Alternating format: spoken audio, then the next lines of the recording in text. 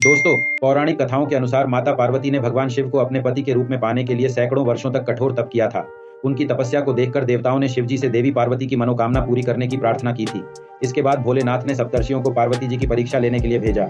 इस परीक्षा के दौरान सप्तर्षियों ने शिव जी के ढेरों अवगुणों को बताते हुए माता पार्वती से शिव जी से विवाह न करने का कहा, लेकिन पार्वती जी अपने निर्णय से टस से मस नहीं हुई।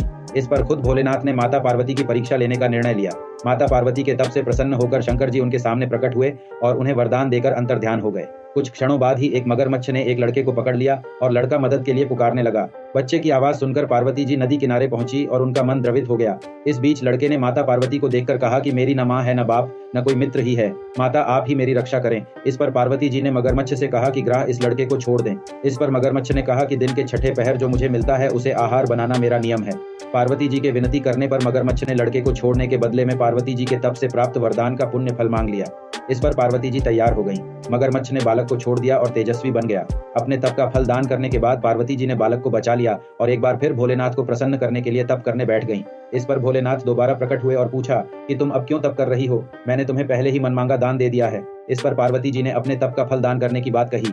इस पर शिव जी प्रसन्न होकर बोले, मगरमच्छ और लड़के दोनों के स्वरूप में मैं ही था। मैं तुम्हारी परीक्षा ले रहा था कि तुम्हारा चित्त प्राणी मात्र में अपने सुख दुख का अनुभव करता है या नहीं। तुम्हारी परीक्षा लेने के लिए ही मैंने ये लीला रचाई थी। अनेकों रूप में दिखने वाला मैं ही एक सत्य हूँ, अनेक शरीरों में नजर आने वाला मैं निर्विकार हूँ। इस तरह पार्वती जी शिव जी की परीक्षा में उत्तीर्ण हुई और उनकी अर्धांगिनी बनी। दोस्तों, अगर आपको ये वीडियो पसंद आया हो तो कमेंट में हर हर महादेव लिखना न भूलें।